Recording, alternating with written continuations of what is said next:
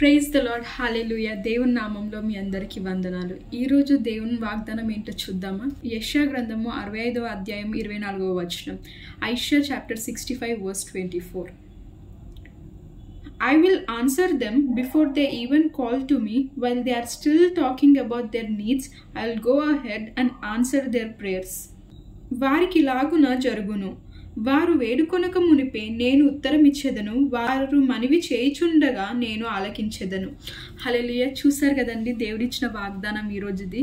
మనము కొన్నిసార్లు అనుకుంటాం కదా, దేవుడు నా మాట వినట్లేదు, దేవుడు నా ప్రార్థన వినట్లేదు. ఎందుకంటే నా లైఫ్లో ఏ సిచ్యువేషన్స్, అంటే నేను ఫేస్ చేస్తున్న ఏ సిచ్యువేషన్ కూడా చేంజ్ లేదు, సమస్యలు పెరుగుతున్నాయి కానీ ఇంకా తగ్గడం లేదు.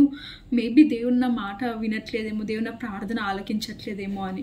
కానీ ఈరోజు మనకున్న డౌట్స్ అన్నిటికీ దేవుడు ఇలా వాగ్దానం చేస్తున్నారు. ఏంటంటే మనము వేడుకొనక మునిపే ఆయన ఉత్తరం ఇస్తున్నాడంట. అంటే మనం కంప్లీట్గా మన నీడ్స్ అన్నీ చెప్పక ముందుకే ఆయన విన్నాడంట మన ప్రేయర్.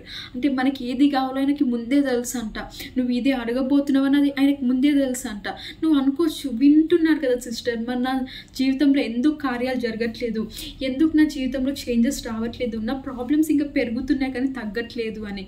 కానీ దేవుడు ఏమంటున్నాడంటే ప్రతి దానికి ఒక సమయం అనేది ఉంటుంది, ప్రతి దానికి కూడా దేవుని సమయం అనేది ఉంటుందంట. అవునా? ఆ సమయంలో దేవుడు ఈరోజు చెప్తున్నాడు ఏంటంటే మీకున్న ప్రతి ఒక్క సమస్యని ఆయన సాల్వ్ చేయబోతున్నాడంట. అది మనం ఊహించలేము కూడా. అంటే ఇలా కూడా సాల్వ్ అవుతుందా అని మనం అనుకుంటామంట. అలా అంత గొప్ప కార్యాలు దేవుడు మీ జీవితంలో చేయబోతున్నాడంట. అవునా? డౌట్ పడొద్దు, భయపడొద్దు, దిగులు పడొద్దు. ఆయనకి మొరపెట్టిన ఏ ఒక్కరి ప్రేయర్ కూడా ఆయన వినకుండా ఉండడంట. ప్రతి ఒక్కరి ప్రేయర్, నీ ప్రేయర్, నా ప్రేయర్, అవునా, నువ్వు అనుకోక ముందుకే ప్రతి ఒక్కటి కూడా ఆయన వింటాడంట. హన్నా ప్రేయర్కి ఎలా అయితే ఆన్సర్ ఇచ్చాడో అలా నీ ప్రేయర్కి ఈరోజు నువ్వు అడగక ముందుకే నీ నీడ్స్ అన్నీ కూడా నువ్వు ఇది అయ్యా నా నీడ్ అని చెప్పక ముందుకే ఆయన మీకు ఆన్సర్ ఇవ్వబోతున్నాడంట. మీకున్న ప్రాబ్లమ్స్కి అన్నిటికీ కూడా సొల్యూషన్ ఇవ్వబోతున్నాడంట. అవునా? విశ్వసించండి. దేవుడు మీ జీవితంలో చేసే గొప్ప కార్యాలు ఏంటో చూడండి. ఇంకెందరికో దేవుని గొప్పతనం ఏంటో మీరు చెప్పండి. Amen. God bless you all.